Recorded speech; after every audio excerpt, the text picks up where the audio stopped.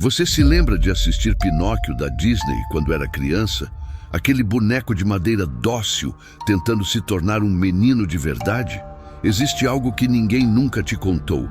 Aquilo não era apenas uma história infantil.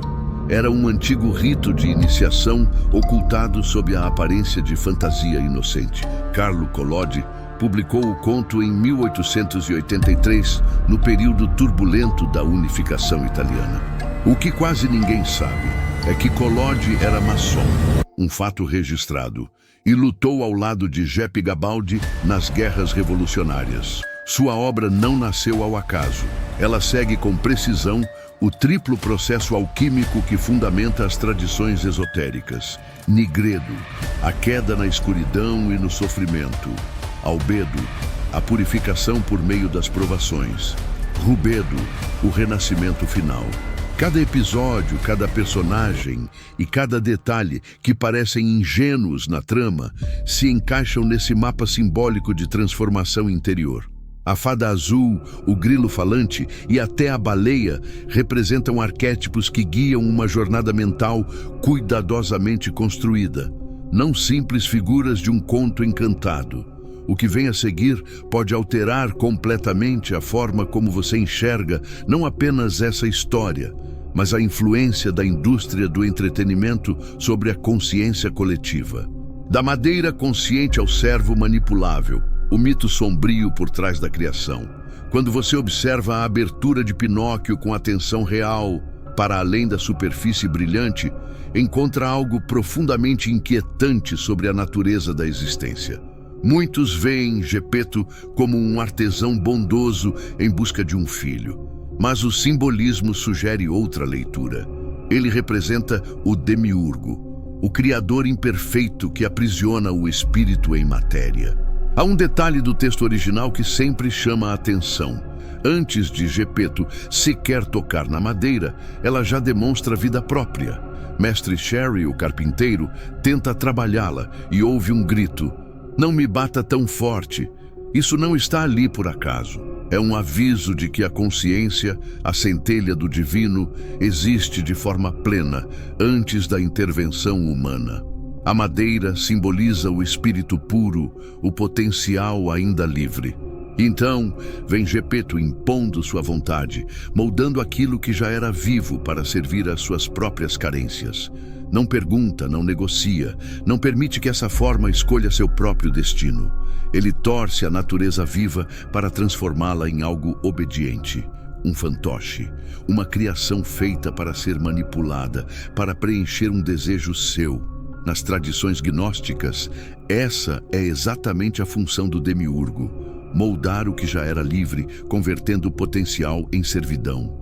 Ele captura a centelha do sagrado e a força a assumir uma forma limitada, criando seres que confundem sua própria prisão com aquilo que chamam de realidade. O livro deixa essa relação de poder impossível de ignorar. Geppetto literalmente modela Pinóquio conforme sua vontade. Os olhos que o vigiam, o nariz que cresce conforme o julgamento moral, a boca que revela a verdade ou denuncia a mentira.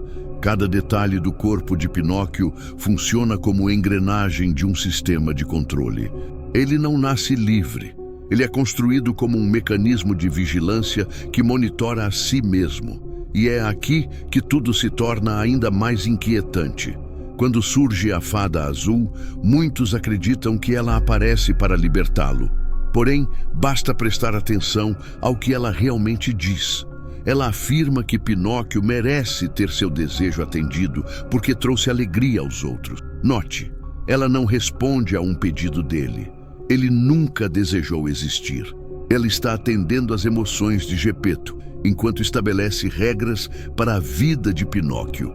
Regras que ele jamais escolheu. A fada anuncia que ele só se tornará um menino de verdade se provar coragem, honestidade e altruísmo. Pense no que isso implica. Sua existência é uma prova contínua. Ele deve se validar segundo critérios que não ajudou a construir. Sua vida inteira vira um teste interminável, em que o fracasso o condena a permanecer um ser consciente, mas incompleto, preso A madeira. Essa estrutura é um espelho do funcionamento das instituições modernas. Crianças são condicionadas desde o nascimento. Entramos em sistemas educacionais, estruturas sociais e hierarquias econômicas que exigem desempenho e obediência. Assim como Pinóquio, ninguém consente com essas exigências. Elas simplesmente são impostas, e o valor do indivíduo passa a depender do quanto ele se adapta. O simbolismo da madeira aprofunda esse conceito. Em tradições esotéricas, a madeira representa a matéria bruta, o estado inconsciente que precisa ser moldado através de provações. Daí o uso de martelos e ferramentas na maçonaria. O aprendiz começa como pedra bruta e deve provar, por rituais, que merece ser lapidado.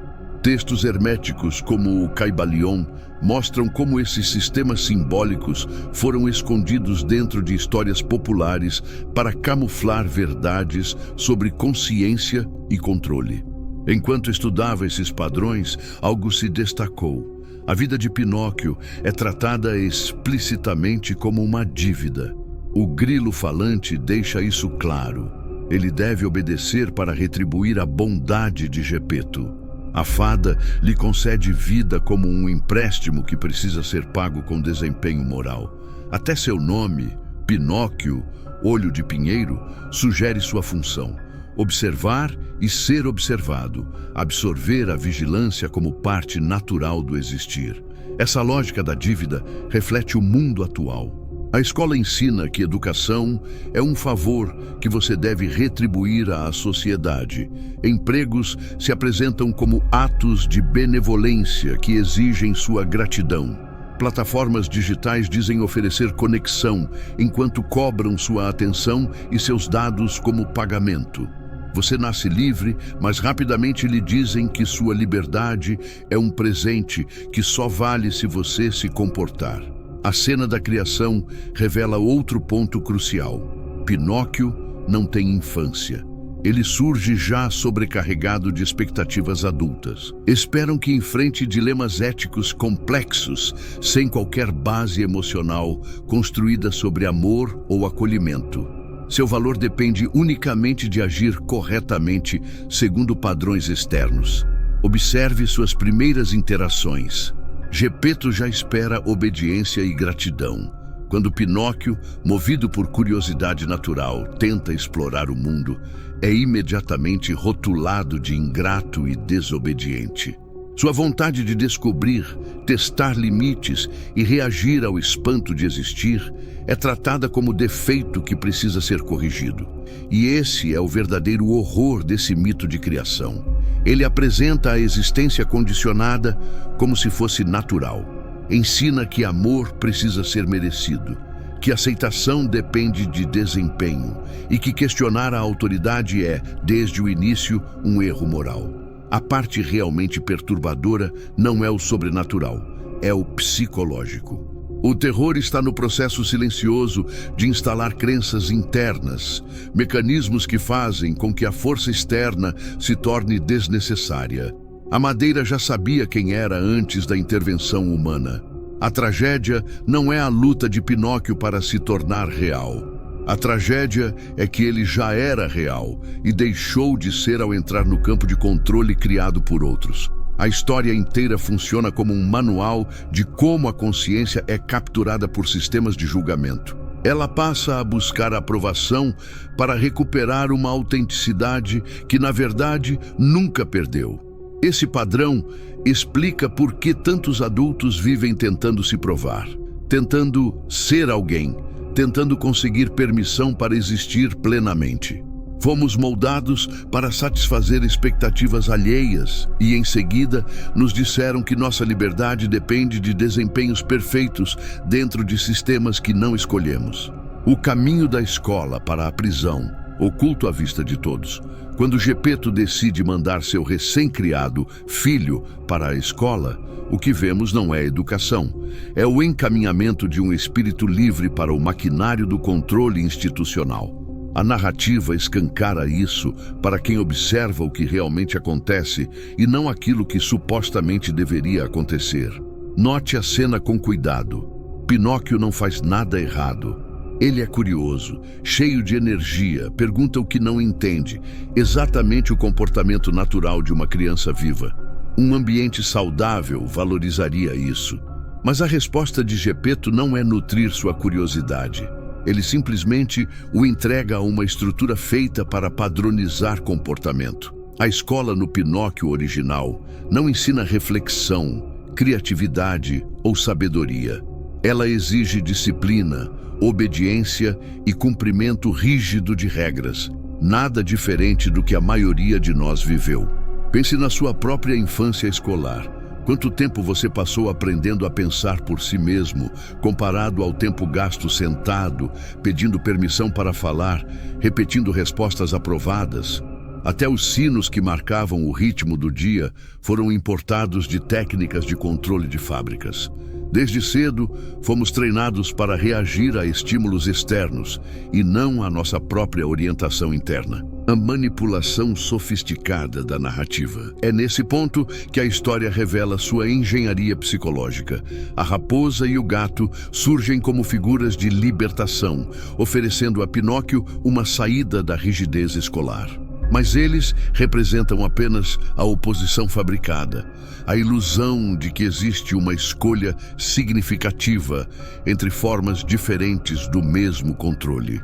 É a dialética hegeliana vestida de fábula, tese, ordem e conformidade, antítese, rebelião e caos, mas sempre a mesma síntese, perda da autonomia autêntica. A escola aprisiona pela obediência. A raposa e o gato aprisionam pela sedução. Ambos servem ao mesmo fim. Veja como isso ecoa na sociedade atual. Quem rejeita o ensino formal é canalizado para programas alternativos que ainda pertencem ao mesmo sistema. Quem abandona a escola acaba absorvido pela engrenagem prisional ou econômica. Quem se revolta se torna consumidor de uma rebeldia patrocinada, vendida como estilo de vida. O punk com moicano ainda precisa trabalhar para pagar o aluguel. O buscador espiritual paga caro por workshops que vendem libertação. É tudo o mesmo teatro com figurinos diferentes. A raposa e o gato entendem isso perfeitamente. Eles não oferecem liberdade, oferecem uma outra forma de servidão disfarçada de independência. O campo dos milagres é pura fantasia. A mentira de que você pode receber algo sem esforço se seguir o caminho alternativo. É o mesmo discurso de esquemas de enriquecimento, atalhos espirituais e movimentos que prometem salvação externa. A culpa sempre recai sobre o alvo. O mais cruel é como a história enquadra tudo como falha moral de Pinóquio. Ele está errado por não ir à escola. Está errado por confiar nos enganadores. Mas ninguém questiona a escola em si. Ninguém questiona de onde surgem os falsos libertadores. É a lógica da culpa da vítima apresentada como lição educativa. A cena do enforcamento simboliza sua primeira morte psicológica. Não é punição por machucar alguém. É punição por sair das opções aprovadas. Ele recusou tanto a programação institucional quanto a falsa rebeldia. E por isso é destruído simbolicamente. A mensagem é clara. Tente existir fora das opções permitidas e você enfrentará morte social. Isso acontece todos os dias. Questione a medicina tradicional e vira conspiracionista. Recuse empregos corporativos e vira preguiçoso. Desconfie de narrativas políticas e é expulso do convívio civilizado. Os métodos mudam, mas a estrutura é sempre a mesma. Conforme-se à dissidência aprovada, ou seja, isolado e punido economicamente. A genialidade desse sistema está em fazer as pessoas se sentirem gratas pelas próprias correntes. Depois de experimentar as consequências de sair do trilho, muitos retornam voluntariamente ao mesmo sistema, seja qual for. O caminho aceitável sempre parece o menos doloroso. As pessoas aprendem, pela punição, que rebelar-se dói, então preferem obedecer. Aprendem que alternativas são arriscadas, então se agarram às instituições tradicionais. O trauma das consequências fabrica uma espécie de síndrome de Estocolmo coletiva. Elas passam a defender o próprio sistema que as feriu, acreditando que sem ele sofreriam ainda mais. Mas existe algo que a história tenta impedir que você perceba. A escola e a dupla raposa-gato trabalham para os mesmos donos. A escola produz indivíduos treinados para obedecer. A falsa rebeldia produz consumidores e desviantes fáceis de controlar. Um grupo vira mão de obra, o outro vira estatística, entretenimento barato ou força de trabalho precarizada. Ambos alimentam a mesma engrenagem que transforma seres humanos em unidades econômicas. Escolher entre esses caminhos é como escolher entre dois matadouros decorados de formas diferentes. E exemplos atuais dessa dialética fabricada estão por toda parte. Universidades tradicionais endividam jovens para treiná-los como funcionários corporativos. Programas alternativos endividam jovens para treiná-los como pequenos empreendedores dependentes de plataformas. Empregos corporativos consomem vidas. A gig economy dá liberdade, mas remove qualquer segurança. Partidos políticos disputam narrativas enquanto servem aos mesmos interesses econômicos. O horror real não é Pinóquio ser punido por escolher errado. O horror é que nenhuma das escolhas era verdadeira. Cada trilha já estava alinhada com o mesmo sistema de controle, apenas disfarçada com rótulos diferentes. Esse pipeline da escola para a prisão ou da obediência para a dependência não é acidente, é a função central do sistema. A cena do enforcamento deixa isso explícito. Ali, Pinóquio precisa morrer, não fisicamente, mas morrer para seus impulsos naturais e sua autonomia. Ele deve aprender que seguir sua própria intuição o destrói. Somente depois dessa morte simbólica, ele estará pronto para ser reprogramado e servir à estrutura que o colocou nos dois caminhos: o problema e a suposta solução. A fábula ensina às crianças que seus impulsos são perigosos, que a autoridade sempre sabe mais do que elas e que ultrapassar as fronteiras impostas leva à morte, social, econômica, emocional ou literal. Essas lições se tornam as bases de uma vida inteira de submissão voluntária a instituições que prosperam graças à obediência humana.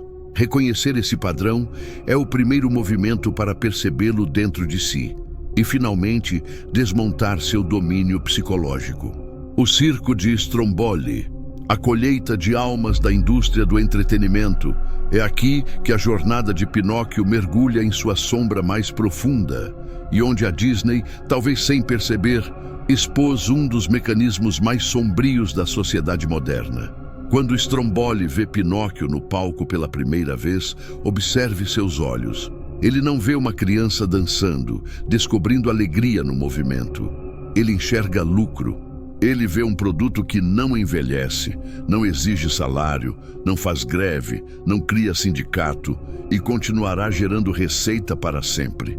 A genialidade dessa sequência está no modo como ela replica, quase literalmente, as táticas predatórias que a indústria do entretenimento usa para recrutar talentos.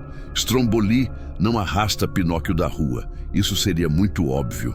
Em vez disso, ele cria um ambiente teatral cuidadosamente calculado, cheio de aplausos, luzes, admiração e a sensação intoxicante de sucesso. É o anzol perfeito. Pinóquio acredita que está sendo celebrado, quando na verdade está sendo capturado. A marionete se apresenta com alegria verdadeira, sem perceber que cada gesto espontâneo está sendo medido como um ativo de mercado. É exatamente assim que agentes de talentos operam, em concursos infantis, em peças escolares e hoje, principalmente nas redes sociais. Eles não chegam oferecendo contratos e correntes, chegam oferecendo sonhos. Você é especial, dizem. O mundo precisa ver o que você tem. A primeira etapa é sempre encantadora. Elogios, sensação de descoberta, a impressão de que um futuro brilhante acabou de se abrir. Mas observe o que acontece assim que a apresentação termina. No instante em que Pinóquio deixa o palco, o sorriso acolhedor de Stromboli se dissolve, revelando o investidor frio que enxerga apenas retorno financeiro. Isso não é um defeito pessoal do personagem, é o próprio alicerce da indústria. O entretenimento aperfeiçoou a habilidade de fazer alguém se sentir escolhido até o momento em que o contrato é assinado. Depois disso, a porta se fecha. Basta lembrar de Britney Spears, controlada durante anos como se fosse um ativo financeiro e não um ser humano. Ou dos inúmeros ex-atores mirins da própria Disney que cresceram relatando que perderam infância, identidade e autonomia em troca de lucros corporativos. Judy Garland foi dopada para trabalhar sem descanso, gerando fortunas para a MGM. Os executivos não eram monstros, eram eficientes em extrair tudo de quem produzia valor. A gaiola de Stromboli não é apenas um objeto cênico, é uma metáfora das prisões invisíveis que artistas modernos enfrentam. Muitos músicos, ao assinar com grandes gravadoras, descobrem que nem suas músicas lhes pertencem. Alguns sequer controlam o próprio nome artístico. Prince, por exemplo, travou uma guerra para recuperar sua obra, chegando ao ponto de adotar um símbolo impronunciável para escapar das amarras contratuais que o transformaram em marca, não em artista. Hoje, essa gaiola ganhou outra forma.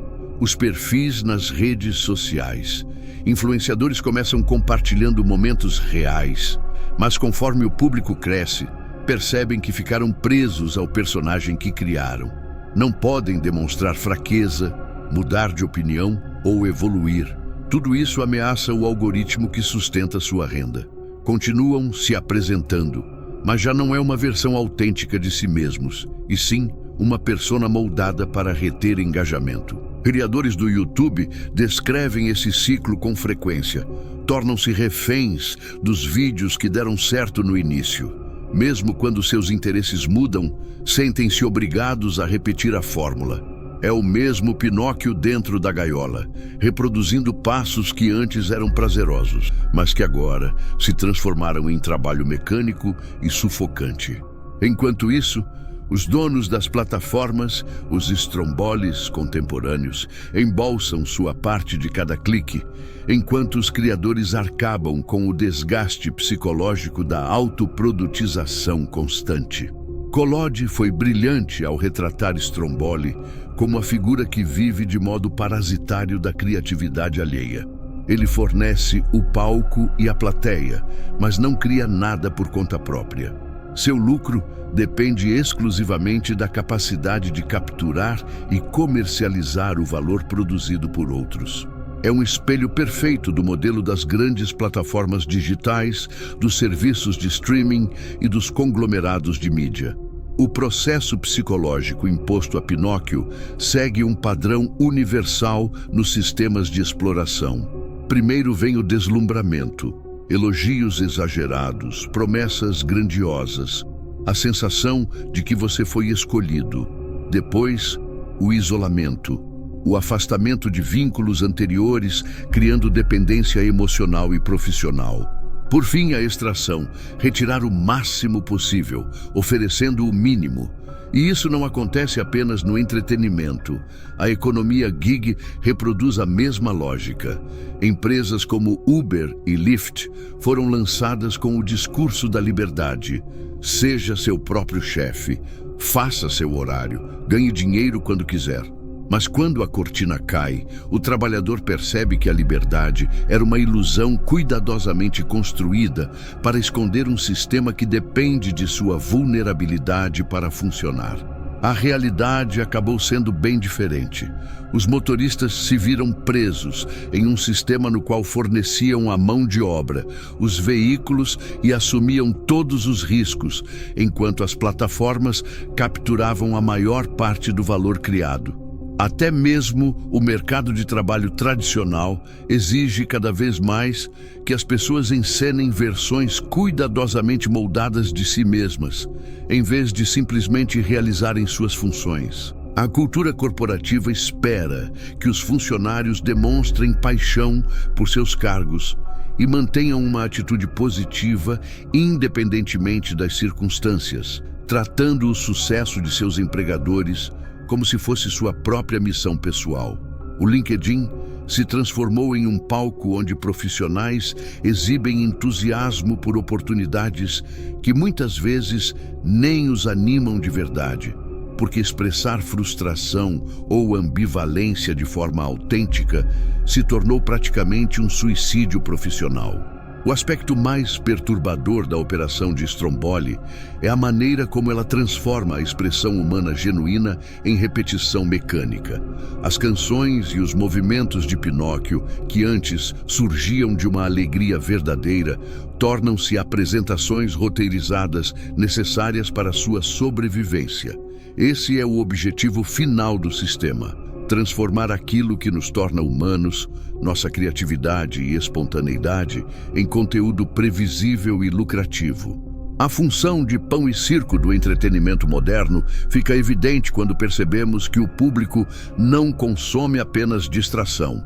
Ele testemunha a colheita sistemática da criatividade e da autenticidade humanas. Cada vez que assistimos alguém interpretar uma versão de si mesmo para nos entreter, participamos da mesma dinâmica que o público de Stromboli aplaudia.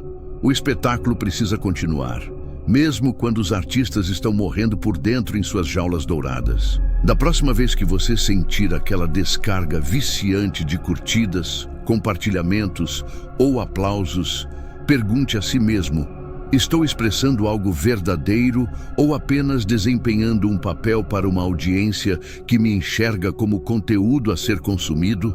A sequência da Ilha dos Prazeres em Pinóquio talvez seja a representação mais assustadora de exploração sistemática já colocada em um filme infantil.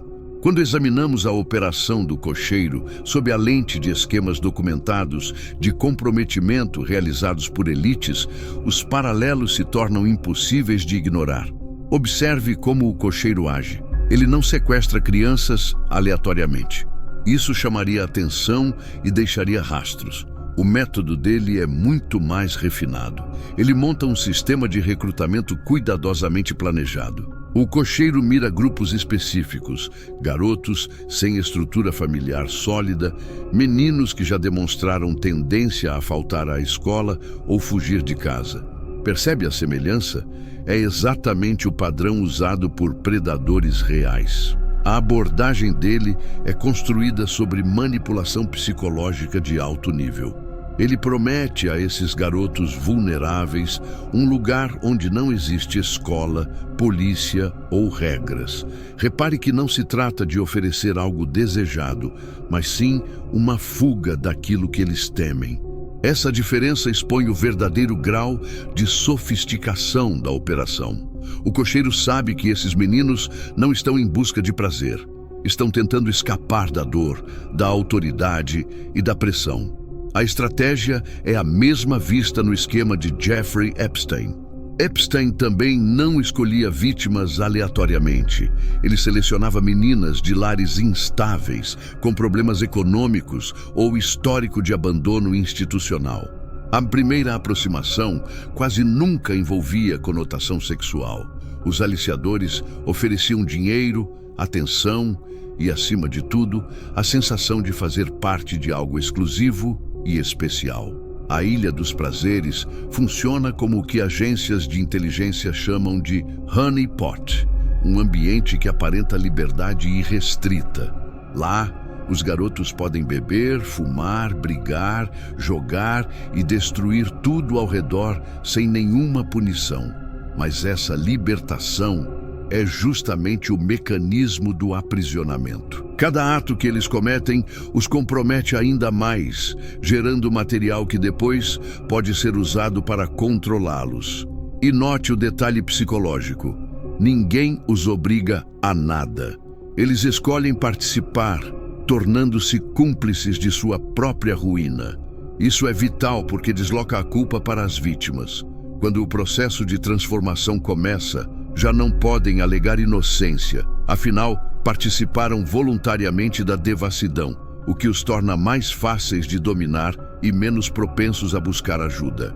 A transformação em burros simboliza algo muito mais sombrio do que punição moral. é o apagamento sistemático da identidade, da voz e da autonomia. Burros não falam, não se identificam, não pedem socorro, tornam-se recursos descartáveis, sem nome e sem defesa. Os garotos continuam conscientes, presos em corpos que não obedecem, percebendo tudo, mas incapazes de se comunicar. Isso reflete práticas documentadas em redes de tráfico reais, onde vítimas são devastadas psicologicamente até perderem a noção de individualidade, funcionando apenas como extensões da vontade de seus exploradores. O que torna o esquema do cocheiro ainda mais perturbador é que ele não faz isso por prazer perverso. É um empreendimento. Ele transforma crianças em mercadoria, reduzindo seres humanos a produto e lucro. Os burros são enviados para circos, minas de sal e outros lugares onde serão explorados até o limite, e cada um deles representa lucro extraído do sofrimento humano. A narrativa deixa claro que essas crianças estão sendo traficadas, mas o filme disfarça isso como se fosse apenas a consequência lógica de seus erros. Essa lógica é idêntica ao modo como operações reais funcionam. As vítimas não apenas sofrem abuso, elas são transformadas em fonte de renda. Cada vida destruída alimenta financeiramente o próprio sistema que as explora. E para que o lucro não pare, é necessário substituir constantemente as vítimas. A história também faz questão de sugerir que tudo foi culpa dos garotos. Eles decidiram ir para a Ilha dos Prazeres. Eles escolheram quebrar regras. Com isso, o destino terrível que encontram parece merecido. Essa narrativa de responsabilização da vítima é fundamental. Ela impede qualquer investigação sobre como o esquema funciona, quem o apoia ou qual estrutura permite que ele exista. Quando a culpa é atribuída às vítimas, a sociedade se sente dispensada de examinar o sistema que permitiu seu sofrimento. A postura do cocheiro reforça ainda mais esse ponto. Ele age às claras, carregando crianças em grandes quantidades sem qualquer medo de intervenção. Ele sabe que não será parado, denunciado ou punido. Essa sensação de imunidade institucional é um componente indispensável de operações reais de grande escala. Epstein operou sob esse mesmo manto de proteção. Durante anos, suas atividades eram conhecidas por órgãos de segurança e inteligência. Ainda assim, ele continuou como se estivesse acima da lei. E, de certa forma, estava. Isso não ocorreu por acaso. Havia proteção, interesses e conveniências que mantinham a operação funcionando dentro da própria estrutura de poder. A história também expõe outro mecanismo pouco discutido. Todos os envolvidos acabam comprometidos. Os jovens transformados em ativos são facilmente controláveis, mas aqueles que participam dos bastidores, recrutadores, facilitadores, autoridades omissas, também se tornam peças no tabuleiro. Uma vez vinculados ao esquema, ficam vulneráveis, tornando-se igualmente manipuláveis. É assim que redes de poder se sustentam, através de segredos compartilhados, material comprometedor e escândalos que asseguram lealdade pelo medo. O elemento mais perturbador da Ilha dos Prazeres não é a metamorfose física, mas o modo como a história apresenta todo o processo como se fosse inevitável, como se nada tivesse sido deliberadamente planejado. A narrativa acostuma o espectador a aceitar a ideia de que jovens vulneráveis que cometem erros merecem qualquer coisa que lhes aconteça, e essa lógica impede que se questione os sistemas que criam essa vulnerabilidade e tiram proveito dela. Quando enxergamos esses padrões, a cena deixa de ser uma simples lição moral e revela uma representação surpreendentemente fiel de como operações de comprometimento funcionam no mundo real. A barriga da baleia, descendo ao subsolo da mente coletiva. Quando Pinóquio reencontra Gepeto dentro de Monstro, não estamos apenas diante de um resgate emocionante. A sequência simboliza a descida ao núcleo mais profundo do condicionamento humano, aquilo que Jung chamava de inconsciente coletivo, o espaço onde nossas crenças mais fundamentais são moldadas. Veja o simbolismo. Pinóquio descobre que seu próprio criador, a figura de autoridade que o formou, também está aprisionado dentro da mesma entidade monstruosa que ameaça devorá-los. Isso não é mera coincidência narrativa. É uma metáfora precisa de como o condicionamento psicológico realmente opera. Aqueles que moldam nossa percepção, pais, professores, cuidadores, também foram moldados por sistemas maiores que os engoliram antes. Gepeto simboliza a autoridade internalizada, aquela voz que carrega o tom das figuras que te criaram. Mas o que a história revela é algo que muitos ignoram. Essa autoridade também está presa. A baleia devorou tanto o discípulo quanto o mestre. O sistema que programou você é o mesmo que programou aqueles que te ensinaram. Na psicologia junguiana, essa descida à barriga da fera aparece em mitos do mundo inteiro.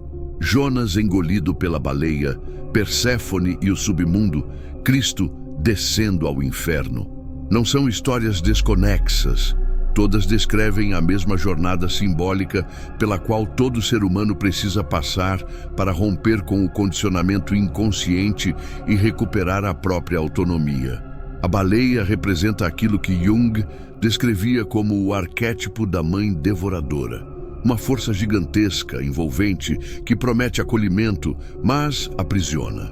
É o conjunto de crenças coletivas, expectativas sociais e traumas transmitidos pela linhagem. Um sistema tão antigo e dominante que engole famílias inteiras sem que elas percebam. Dentro de monstro, não existe claridade, direção ou perspectiva de saída. É assim que grande parte das pessoas atravessa a vida, presa em ciclos herdados, repetindo comportamentos, medos e crenças que foram passados de geração em geração. Quando Pinóquio encontra Gepeto lá dentro, vemos algo ainda mais profundo. O velho não está tentando escapar. Ele aceitou o cativeiro, organizou um abrigo, arranjou comida, adaptou-se ao cárcere. Ele transformou o interior da baleia em lar. Esse tipo de resignação é conhecido pela psicologia como desamparo aprendido.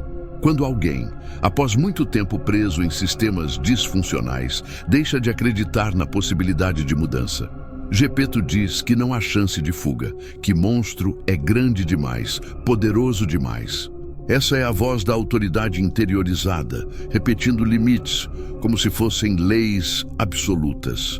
Ela aparece em cada pai ou mãe que diz ao filho que o mundo é assim, em cada professor que desencoraja perguntas, em toda figura de autoridade que confunde suas próprias limitações com verdades universais. Mas é nesse ponto que a narrativa atinge um nível psicológico fascinante. Pinóquio não aceita a rendição de Gepeto. Ele escolhe agir de forma aparentemente insana. Acende um fogo dentro da baleia. Sabe que isso pode matá-los ou libertá-los. Esse é o instante em que a programação desmorona e surge a escolha genuína. Na linguagem alquímica, esse é o nigredo, o momento de dissolução total, em que o falso eu precisa morrer para que o eu verdadeiro possa nascer. Pinóquio escolhe o risco extremo em vez da prisão garantida, e é essa decisão que muda tudo. O processo quase destrói os dois. O ar fica irrespirável, a baleia se debate violentamente e ambos chegam ao limite da morte. Isso não é metáfora suave, é um retrato do que ocorre na transformação psicológica real. Para que o eu autêntico emergir, tanto o eu condicionado quanto a autoridade que o formou precisam ruir. Na terapia profunda, isso aparece sempre. Quando alguém começa a curar feridas antigas, descobre que seus pais apenas repetiam seus próprios traumas não resolvidos. As figuras que moldaram nossas limitações eram, elas mesmas, prisioneiras de crenças herdadas. Libertar-se exige perceber que a voz internalizada dos pais está tão aprisionada quanto a criança interior que aprendeu a obedecê-la. Esse é o cerne do trauma intergeracional. A dor não metabolizada que circula pelas famílias como se fosse um vírus emocional. A baleia vem engolindo pessoas há gerações. Cada geração a aceita como se fosse a realidade normal, até que alguém decide acender a fogueira. Essa libertação assusta, porque envolve quebra de vínculo com os próprios limites. Limites que parecem parte da identidade, que foram ensinados por aqueles a quem amamos. O medo de sair da baleia não é só medo do desconhecido, é o receio de trair o sistema que nos criou. A resistência de Gepeto à fuga não é apenas covardia, é lealdade a uma prisão que ele acredita ser sua casa. Mas o sacrifício de Pinóquio interrompe esse ciclo. Ao escolher o perigo em vez da submissão, ele obriga tanto a si quanto ao Criador a encarar a possibilidade de uma liberdade verdadeira. O fogo que acende não é apenas material, é a chama da lucidez, da consciência que se recusa a aceitar que os limites herdados definem toda a existência. A reação furiosa da baleia demonstra como sistemas de controle respondem à rebelião autêntica. Não apenas resistem, mas se tornam destrutivos, violentos, tentando aniquilar aquilo que não conseguem dominar. Por isso, libertar-se de condicionamentos psicológicos frequentemente parece uma luta de vida ou morte. E quando Pinóquio e Gepeto finalmente são lançados para fora de monstro, emergem como seres completamente diferentes dos que foram engolidos.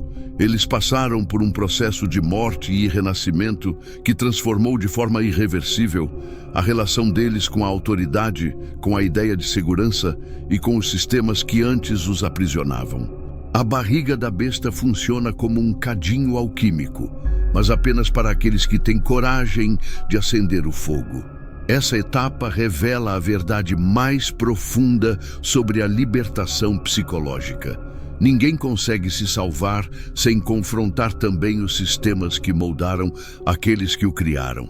A baleia engoliu a todos, e a liberdade só acontece quando entendemos que os opressores também são cativos, os programadores programados. A última armadilha da fada azul: transformação ou descarte. Quando chegamos ao momento final, tudo parece se encaminhar para uma conclusão gloriosa. Depois de toda a manipulação, todas as provações e o desmonte sistemático de seu eu genuíno, a fada azul reaparece. Mas repare na cena com atenção. Não há calor em seu olhar, nem ternura, nem real alegria pela jornada de Pinóquio. Ela age com frieza cirúrgica, como quem executa a fase final de uma operação psicológica cuidadosamente planejada. Ela não surge porque Pinóquio encontrou sua essência ou alcançou algum tipo de iluminação interior. Ela surge porque ele demonstrou, enfim, as duas qualidades que o sistema considera valiosas: autoapagamento total e obediência absoluta. Pense no que desencadeia sua transformação. Não é criatividade, não é curiosidade, não é expressão autêntica. Todas as características que faziam o Pinóquio de madeira vibrante, cheio de vida e espontaneidade, são irrelevantes. O que importa para o sistema é sua disposição de morrer pelo pai, de renunciar completamente à própria existência para satisfazer as necessidades de outra pessoa. Isso é o ápice do que a psicologia chama de socialização bem-sucedida. Embora, olhando mais de perto, se pareça muito com vínculo traumático misturado à síndrome de Estocolmo.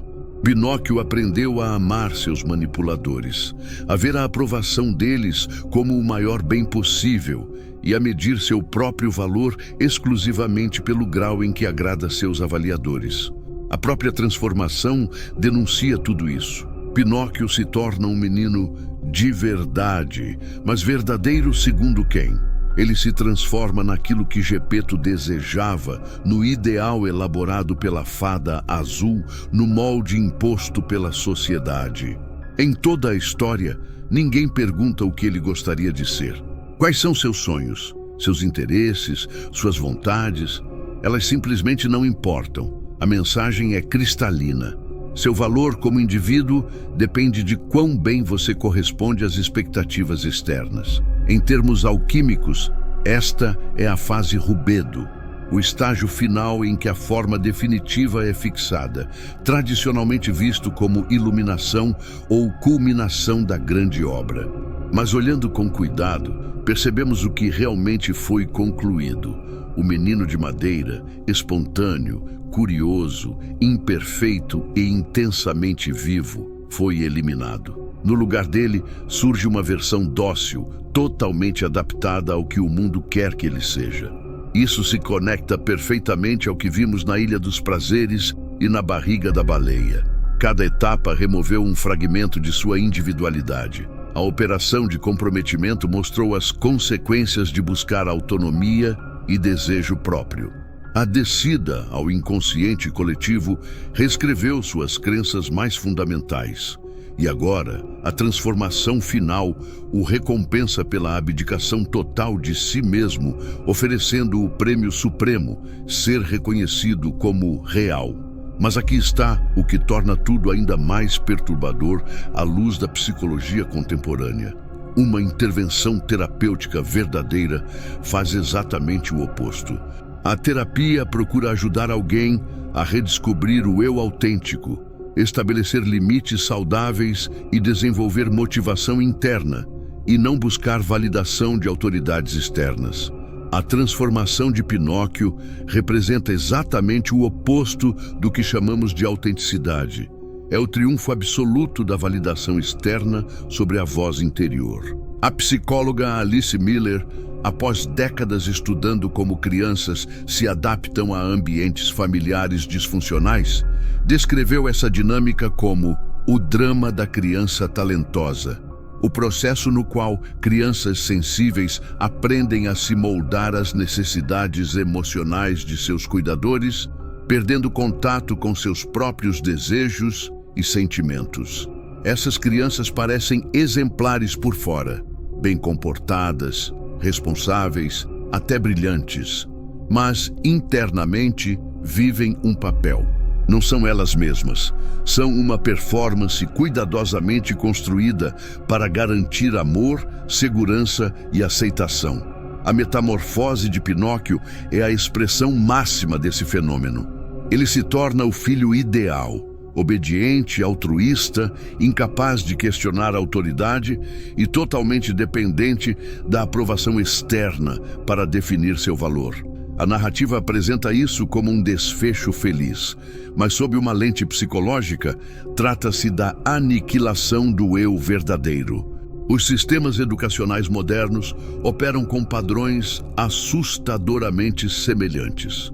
Alunos que questionam demais, que pensam de forma original, que resistem à padronização, são considerados problemas a serem ajustados. O objetivo raramente é desenvolver indivíduos autênticos, é formar cidadãos funcionais que se encaixem em estruturas já existentes. Assim como Pinóquio, as crianças aprendem cedo que aceitação e sucesso não vêm de serem quem realmente são, mas de se tornarem aquilo que o sistema deseja. O golpe final da Fada Azul é também o mais cruel. Ela faz Pinóquio acreditar que apagar sua individualidade é sinônimo de conquista e evolução. Ela o convence de que ser de verdade significa corresponder às expectativas alheias, não descobrir sua própria essência. Isso é manipulação psicológica em sua forma mais sofisticada. O que torna tudo ainda mais insidioso é que a história nunca reconhece o que foi destruído no processo. O Pinóquio de madeira, apesar de imperfeito, era curioso, espontâneo, emocionalmente honesto e essencialmente livre. O Pinóquio final, tornado real, foi completamente domesticado. Suas inquietações foram suavizadas, sua autonomia substituída por dever e sua capacidade de questionar eliminada. Isso espelha como nossa sociedade lida com qualquer indivíduo que sai da linha. Temos sistemas inteiros dedicados a consertar aqueles que não se encaixam. Medicamentos para crianças inquietas, terapias voltadas para a adaptação, não para a autonomia. Modelos escolares que penalizam o pensamento divergente e premiam respostas padronizadas. Na cena da transformação, em nenhum momento Pinóquio escolhe quem quer ser. Ele não participa de sua própria definição. Sua nova forma é imposta como um produto final que segue especificações alheias, não um processo de crescimento orgânico. A suposta evolução de um boneco de madeira para um menino real não é uma jornada rumo à autenticidade. É um processo industrial de refinamento em que a matéria-prima do eu original é moldada até se tornar algo socialmente aceitável. E o mais perturbador, a programação é tão completa que o novo Pinóquio nem lembra quem era antes. Ele não sabe o que poderia ter se tornado se tivesse sido permitido crescer de forma natural. Ele sente verdadeira gratidão pela transformação, sem jamais questionar se o preço pago foi sua própria alma. Essa é a marca mais clara de um condicionamento psicológico bem-sucedido. O indivíduo passa a colaborar alegremente com o próprio controle. O truque final da Fada Azul não é apenas sobre Pinóquio, é sobre nós. É sobre fazer com que acreditemos que crescer significa desejar exatamente o que o sistema deseja que desejemos, abandonando a busca pelo nosso eu verdadeiro. Libertando-se da programação Pinóquio, identificando os fios invisíveis. Uma vez que entendemos toda a trajetória de Pinóquio, desde o nascimento artificial até a conclusão de sua transformação, algo se revela.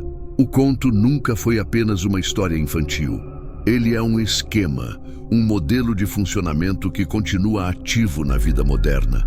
Observe sua própria linha de desenvolvimento. Você chegou ao mundo sendo imediatamente submetido a medições, classificações e expectativas, da mesma maneira que Pinóquio surgiu, já avaliado por Gepeto. Antes mesmo de formar frases, já havia adultos interpretando seu comportamento à luz de tabelas e padrões supostamente universais. Essa mesma lógica acabou se transformando em boletins, avaliações, percentuais e laudos. Depois veio a fase institucional, apresentada como educação, mas funcionando como uma moldagem sistemática. Assim como Pinóquio foi enviado à escola com a promessa de que ficaria real, você foi guiado pelo mesmo caminho. Os sinos ditavam seu movimento.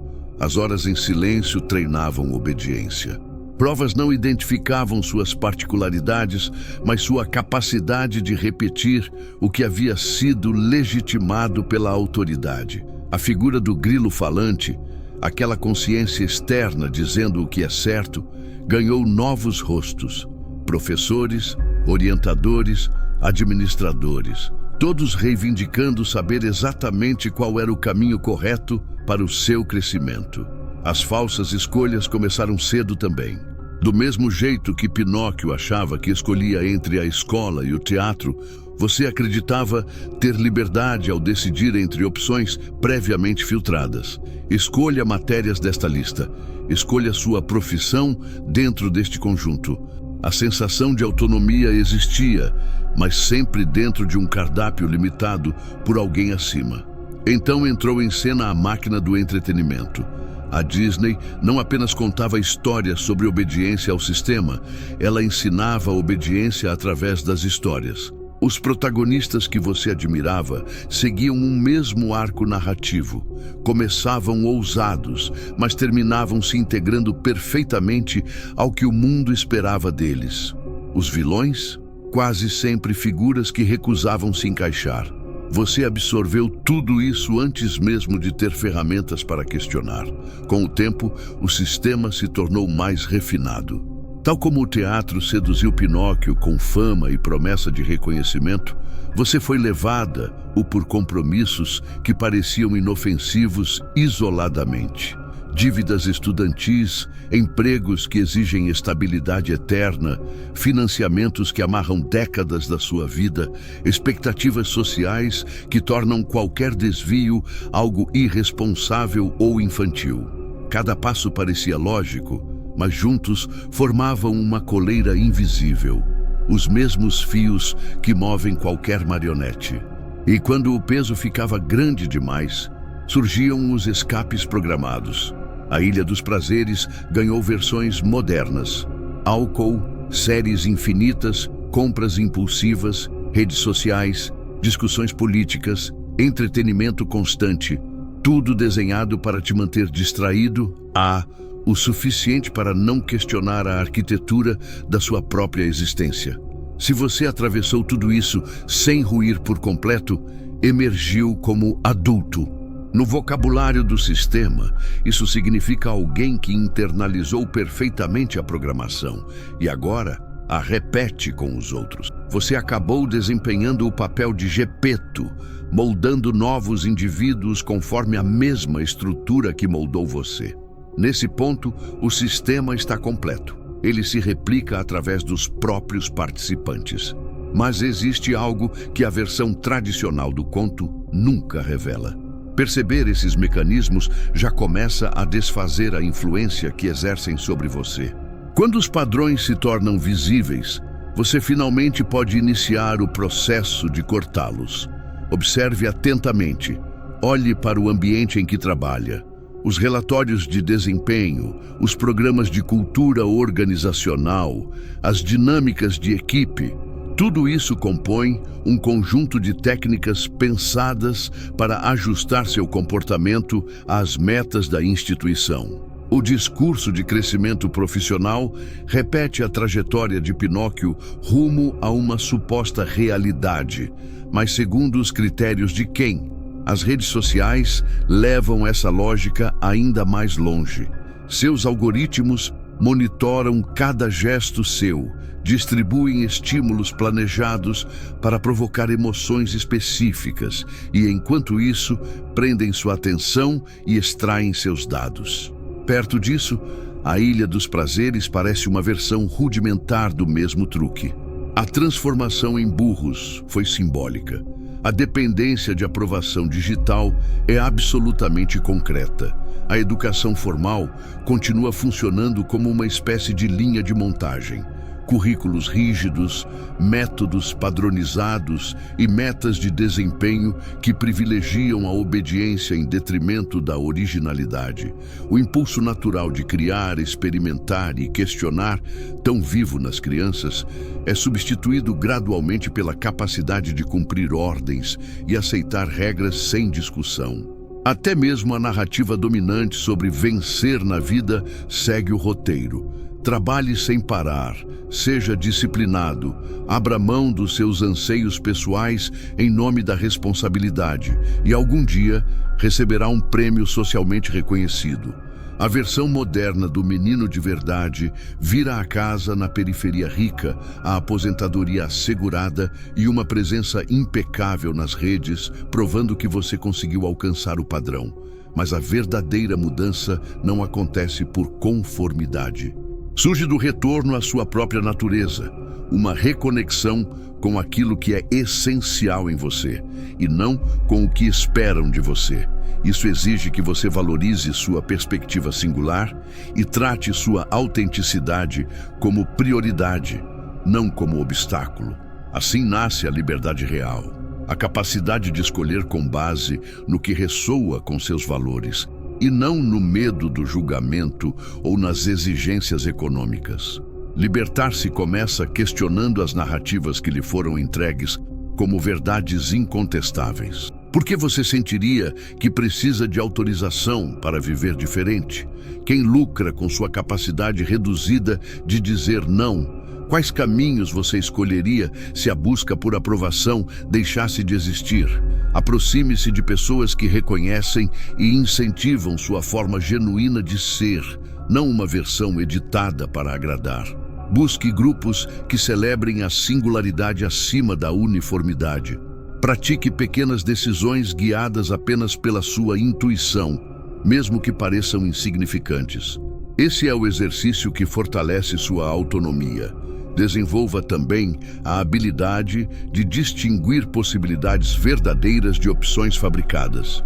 Escolhas reais não são limitadas ao cardápio que o sistema já preparou. O sistema não incentiva a reflexão profunda. Educação verdadeira ensina a pensar, não apenas a reproduzir respostas. Sucesso verdadeiro é viver alinhado com sua essência, não atingir o ideal imposto por outros. Em um mundo que insiste em transformar pessoas em marionetes, o ato mais subversivo é tornar-se plenamente humano. Não o humano aprovado, mas o ser autêntico que existia antes que a programação começasse. Se algo nisso fez sentido, se iluminou um ponto cego ou revelou um padrão que antes você não enxergava, diga: entendi o que foi dito abaixo. Não se trata de concordância total. Trata-se de reconhecer que há camadas mais profundas funcionando ao nosso redor. E perceber essas camadas é o primeiro passo para qualquer forma legítima de liberdade.